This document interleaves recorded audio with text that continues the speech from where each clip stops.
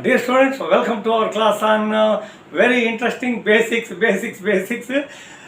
Free convection, forced convection, laminar, turbulent flows, and very basics of Reynolds number. Now, see what is free convection, what is forced convection. Simply, I would like to just tell you this is the basics, not advanced at all. Okay, now see, free convection means there is a hot object. This is the hot object. When cold air is blowing, okay, it will go like this, it will go like this. Here is the warm air. So there is no question of anything else. Only when air is blowing, it will go up from both sides. So free convection. That is what we call it as a natural convection as well. Now, what is the forced convection? Say for example, you are boiling tea. Okay, this is the fire. Okay, you are putting tea for 50 or 100 persons. Okay, now you wanted to dissipate some heat. Here is a fan. Okay, when from the external source you are giving the wind, this is what we call it forced convection. Basically, this is okay, maybe very around 10th class or 8th class standard, 8th to 10th class standard, basic. Now, what are the free convection and forced convection? What are the major differences? Now, see, the first major differences between the free convection and forced convection is the motion of the fluid. The motion of the fluid in the free convection is influenced by natural means. We don't apply any fan here, simply by natural means. Okay, it is due to the differences between the density of different regions. Okay, what is the density? Density of air between two regions. The flow will be there. It is because of the temperature variation. It is because of the density differences. It is because of the temperature variation. We get the natural or free convection. Now, what is the forced convection? In the forced convection, motion of the fluid is influenced by external means. Motion of the fluid means fluid is air here. It is influenced by external force. Say classical example is a blower, a micro oven, or you can say a water pump or anything, whatever. The second difference is if you take in the atmosphere, two large volumes of air is there. Two large volumes of air is there. In that situation, what is the free convection? What is the forced convection? I will tell. In the atmosphere, if mixing of relatively two large volumes of air is due to mechanical forces, that means two volumes of large air is hitting a topographical surface, say a mountain. On the leeward side, you get the rain. When moisture laden air hits the mountain, on the leeward side you get the rain. So it is an example. Such a deflection by the large scale surface irregularities and turbulent flow caused by the friction of that particular mountain, okay, at the boundary of the fluid, then the resultant heat transfer is forced convection. Moisture laden air hitting the mountain barriers, two large volumes hitting, and then on the leeward side rain coming is the another example of heat transfer by forced convection. What is the free convection here? If the mixing of two volumes of air is there, in that, if density differences are there due to temperature differences in the large scale, okay, that's what we call the free convection in the large volume basis. Now, see what is the major difference between the free convection and forced convection. The third one is the less effective than the forced convection. That's why we call it as the uncontrolled convection. So less free convection is less influence, because it is natural occurring. Forced convection has more effect at the same temperature, more effective. Okay, so free convection occurs when a fluid is forced. Of course, free convection occurs when a convective cycle is produced. Say for example, this is a hot rod. For example, convective cycle is produced on the hot rod. Free convection, this is what I am telling. Free convection occurs when a convective cycle is produced on or around a body due to the temperature differences between the surface of the body and the surroundings. Free convection, surface of the body and the surroundings. Okay, what we call there is a cycle. What is that cycle? Convective cycle is there. Exactly opposite in the forced convection. In the forced convection, what happens? It occurs when a fluid is forced. Same hot rod and fluid is forced to flow over or around, okay, a body to cool or to heat. To cool or to heat the body. Okay, this is what we call it as the forced convection, in other words cycle. So a blower is a typical example of the free and there is a forced convection. Blower is the forced. These are the major differences between the free convection and forced convection. Several times I told what is laminar flow, what is the turbulent flow, because before we learn Reynolds number, basics only, the basics of Reynolds. Just once again I would like to tell you within half minute, not half anything, what is the major difference, what are the major differences otherwise between the laminar flow and turbulent flow. Laminar flow, number one, laminar flow is inherently stable and predictable, whereas turbulent flow is inherently unstable and unpredictable. Laminar flow, okay, variations in the fluid properties are well defined and observable. Here, fluid variations are or properties are not well defined and not observable.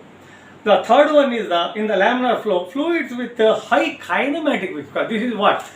In the Reynolds number, that's why I am telling you major difference between the laminar flow and turbulent flow. Now, in the laminar flow, the fluids with a high kinematic viscosity have a greater tendency to flow in a laminar flow. Laminar flow simply, or otherwise simply laminar flow, like that. So here is the turbulent flow. The greater the fluid viscosity, here exactly opposite, the greater the fluid viscosity and changes in the velocity, the greater is the tendency for the turbulent motion in the fluid. So viscosity, more or greater fluid viscosity influences the fluid movement in the turbulent flow. With these small differences, let us see what is Reynolds number. Once again, I would like to impress upon my beloved students that it is basics only. What is Reynolds analogy, Reynolds number. Before that, I would like to tell you how Reynolds has got this idea. So, once he took a tube, Reynolds has taken a tube.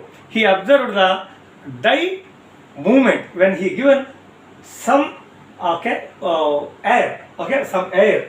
The first the dye filament was in a laminar flow like this. When he had given slightly better, higher wind speed, the wavy movement of the filament he had seen. It is the flow is the laminar flow. When he had given furthermore speed of the wind, it converted into wavy filament. Now, in the third, this is what we call the transition. In the turbulent flow, he found that in the turbulent flow, here you see, diffused filament. Okay, in the third turbulent flow, it is the diffused filament. He observed. He has taken a tube, put some dye, laminar flow. Okay, something like a wavy flow. When force of the wind is increased, velocity increased. Third one, when he has further increased the wind velocity, it was just like a diffused flow. Now, so he had kept the same thing in the wonderful scientific observation. What is the scientific observation? Nowadays, Reynolds number is a dimensionless number. The average, it gives a wonderful information on turbulence. Either turbulence is occurring, or you can say atmosphere is turbulent, or you can say it is laminar, or free convection or forced convection. In otherwise, in the advanced classes I will tell. Now simply you see that here is the velocity of the wind. This is the boundary layer. This is the boundary layer. Now in the boundary layer there is a movement of the air here like this, and above the boundary layer, okay, the velocity of the wind is laminar. So there is no much disturbance to that. So Reynolds number is density of the fluid multiplied by velocity of the fluid multiplied by diameter of the pipe. Diameter of the pipe, that's what I told. Now, so this is the Reynolds number. Dynamic viscosity of the fluid, that's why I told. Laminar flow and turbulent flow differences, that's why I had given. So dynamic viscosity of the fluid, when you are dividing this one. Now, I would like to say very important point in 1 minute. Very basics of the Reynolds number. Now, what is the Reynolds number? Once again, the quantitative measure of the quantitative measure of the relative importance of inertial and viscous forces. Inertial and viscous forces. Quantitative measure. Inertial forces and viscous forces.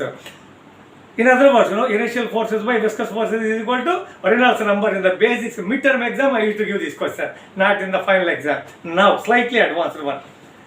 The relative importance of in the final exam, I used to give this bit. In the relative importance of internal forces in the body of the fluid compared with the viscous forces which are proportional to the viscosity of the fluid is known as Reynolds number. Slightly midterm to final exam. What is the difference? Reynolds number is viscous forces, of course, internal forces by viscous forces only. However, in relation to here, which are proportional to the viscosity of the fluid. That's why dynamic viscosity of the fluid plays an important role in the Reynolds number. Another thing is that the transition between, usually we wanted to know in the atmosphere as well as in the crop canopy, that the crop canopy example within half minute I will tell. In the atmosphere we wanted to know where is the laminar flow, where is the turbulent flow. For example, we wanted to have a transition. What is meant by the transition? Laminar flow to here. So laminar flow to turbulent flow. We wanted to have an impression of importance of the transition. To find this particular transition, Reynolds numbers are useful. 10 to the power of 3 to 10 to the power of 5 range. We get the transition from the laminar flow to the turbulent flow. So this is what in practice, in general, in practice, as far as agriculture metrology is concerned, we are interested. See, if a crop is there is a crop, wind is blowing, the surface, the canopy characteristics drag the laminar flowing wind into the crop canopy. Why? Crop has to survive with heat. It has to have some heat flux. It has to have some carbon dioxide flux. It has to have some dissipation of heat.